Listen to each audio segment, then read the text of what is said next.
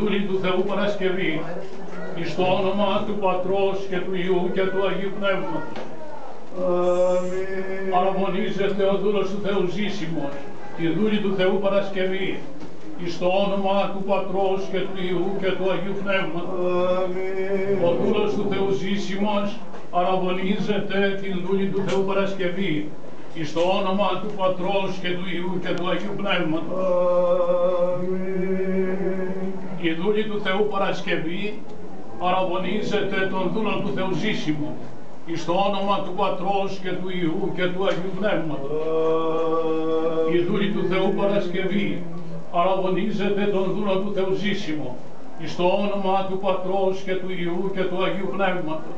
Αμήν. Η δούλη του Θεού Παρασκευή αραβωνίζεται τον δούλον του Θεού Ζήσιμο, εις το όνομα του Πατρός και του Υιού και του Αγίου Πνεύματος.